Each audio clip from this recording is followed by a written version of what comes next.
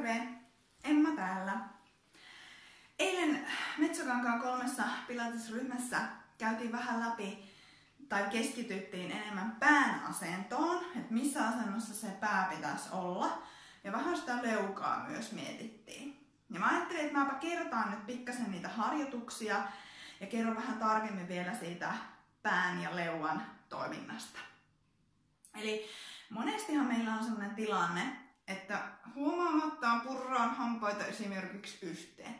Eli tarkoittaa siis sitä, että tämä leuka on koko ajan jännitystilassa, hampaat yhdessä. Joo. Sitten kun leuka jännittyy, niin sitten me jännitetään myös kasvonlihaksia. Ja sitten on jo naama jumissa.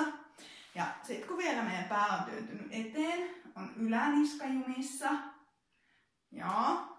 Ja sitten kun nämä lihakset täältä jännittyy, niin vielä sympatiseeraa hirveän monesti kaulanlihakset, eli skaleniuslihakset esimerkiksi on semmoista, jotka hyvin tuppaa jännittymään, kun muutkin lihakset jännittyy. Ja niillä on sitten vaikutusta esimerkiksi käden hermopinteisiin, puutumisiin, tikkuiluihin, kaikkiin tämmöisiin. Ja nämä on muuten sitten taas semmoisia asioita, mitä fysioterapialla voidaan hoitaa. Mutta joka tapauksessa meidän pitäisi ajatella, että meidän pitäisi kouluttaa niitä meidän lihaksia siihen, että ne tekee töitä silloin, kun niiden kuuluu tehdä. Eli niitä pitää treenata. Ei pelkästään auta rentoutus, eikä pelkästään venyttely, ei hieronta, ei mikään tämmöinen, vaan niillä pitää olla oikeat treenit, harjoitukset. Eli koulutetaan niitä tekemään töitä silloin, kun niiden kuuluu tehdä töitä ja olemaan tarpeeksi vahvoja silloin.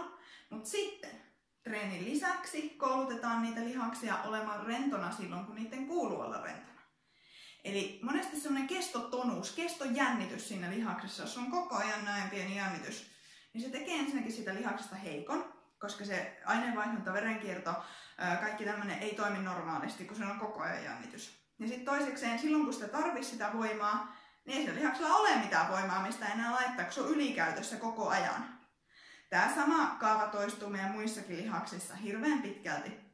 Mutta nyt puhutaan vaan tästä leukapääasiasta tällä hetkellä. Eli tosiaan tarvii treeniä, fysioterapiaa, eli siis toisin sanottuna fysioterapiaa, mutta tarvii monesti myös sitä tietoista ajattelua, tietoista keskittymistä siihen, että miten niitä lihaksia käyttää. Okei? Ja mäpä näytän sulle tästä kirjasta, että sen ymmärtää hirveän helposti, että miksi ihmeessä se pää tuntuu olevan ihan jumissa, jos yksikin kohta jännittyy. Aha, sieltä lähti joku muistilappu. Eli tässä kaikki punaiset on lihaksia. Eli kasvoissakin on näin paljon lihaksia. Sitten jos sä jännität vaikka tuolta kuriset kulmia, ja kun nämä kaikki lihakset tavallaan toimii myös yhteistyössä, että yksi lihas ei vaan toimi, vaan se aiheuttaa aina toimintaa myös muihin lihaksiin. Niin sitten kun sä kuljet kulmat kurtussa koko ajan, niin siellä on muutkin lihakset jännityksessä. Ja sitten kun mietitään sitä leuka-asiaa, niin täältä näet, minkälaiset lihakset siellä on siellä leuassa.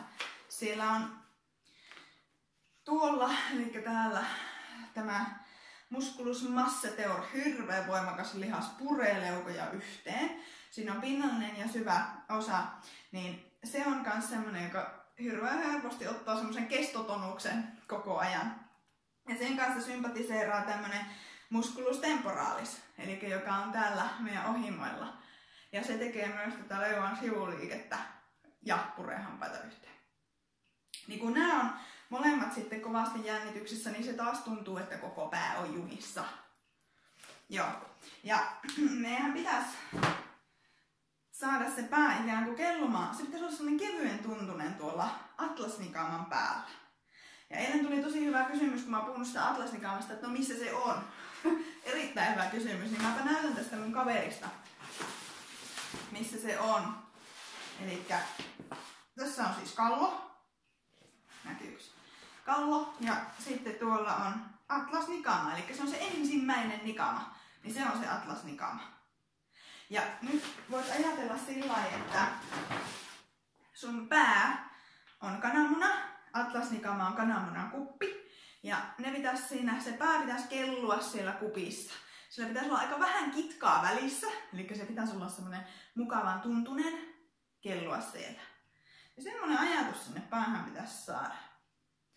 Näillä muutamilla harjoitteilla sitä voi saada sitä ajatusta, varsinkin rentouttaa leukaa. Eli aluksi ota hyvä ryhti. Voit vaikka huokasta kerran sisään syvään ja puhaltaa ulos. Ja sitten ota kiinni sun leuasta. Ja nyt sun pitäisi uskaltaa rentouttaa sun leuka niin, älä laita kieltä hampaiden väliin, että sä pystyt heiluttaa sitä leukaa niin, että ne hampaatkin osuu vähän yhteen. Se pitää olla sellainen rento. Joo. Jos ei oo, tai vaikka oiskin, niin silti voi vähän tehdä harjoituksia. Niin sit voi viedä kädet tänne purulihaksille, eli näille koville lihaksille tuolta, tai isolle lihaksille, ja ottaa ikään kuin napaka otteen siitä lihaksesta, ja sit lähtee tekemään pientä pyöritystä. Ja ei sillä lailla, että tuntuu kipua, mutta se saa tuntua kuitenkin se, mitä sä teet. Ja tätä voi siis tehdä vaikka 1-2 minuuttiakin niin kuin putkeen. Ja jos oot yöpuria, puret yöllä hampaita yhteen, niin kokeilepa tätä. Just kun oot pistänyt sen pään tyynyyn, etsinyt sille hyvän asennon, niin sit vähän rentouta tätä leukaa. Ja sitten tätä voi jatkaa sillä, että lähdetkin työntää ikään kuin tonne ylöspäin, sinne ohimoille saakka, ihan sinne ylös, ja sit päästät. Ja teet taas. Työnnät tuolta leukaperistä ylöspäin ja tonne ohimoille. Ja sillä rauhallisesti 10, jopa 15 kertaakin voi tehdä tämän saman jutun. Niin sen pitäisi tuoda viestiä sinne lihaksille, että te voitte rentoutua. Ei ole pakko olla kestojännitys koko aikaa. Sitten sinne yläniskaan voi myös tehdä pientä hierontaa. Eli työnnät ikään kuin ajattelisit, että sulla on sellainen hitsin kireä pipo päässä. Ja sitä pipoa lähdet tuolta kallon pohjaa pitkin irrottelemaan. Eli otat semmosen napakan otteen tuolta kallon pohjasta vähän alapuolelta ja lähdet työntää tonne ylös. Ja työnnät tonne ylös. Ja ihan molemmin käsiin. Ja sekin saa olla semmonen napakka. Ja sitten tehtiin vielä tukistus. Eli työnnät sormet tonne hiusten lomaan, otat kiinni ja kevyesti nostat ylöspäin. Ja eri kohdista sun kalloa päätä otat kiinni sieltä hiuksista ja nostat ylöspäin. Varsinkin kun täältä takaa nostat, niin jos sulla on toi leuka tuolla edessä, niin sä huomaat, että kun lähdet nostaa takaraivolta ylöspäin, niin se pää tuleekin sinne omaan asentoonsa, missä sen pitäisi olla. Ja tää on siis täysin turvallista, ei ole mitenkään vaarallista. Lisää vähän verenkiertoa siellä päänahassa ja tosiaan tuo sut tietoisemmaksi siitä pään asennosta. Tätäkin voi tehdä semmoisen minuutinkin jopa. Kun olet tehnyt nämä kaikki harjoitukset, niin sitten sen pitäisi tuntua siltä, että se pää on vähän kevyempi. Se kelluu siellä atlasnikaavan päällä. Ja leuka ei tyynny eteen, vaan sä uskallat tuoda sen pään sinne omalle paikalleen. Vatsasta vähän tiivistys, niin se tukee sitä sun pään asentoa. Eli kun sun keskivartalon tuki on olemassa, niin pää uskaltaa olla siellä rentona. Hyvä. Jatketaan taas näitä harjoituksia pilatestunnilla ja fysioterapiassa. Moikka!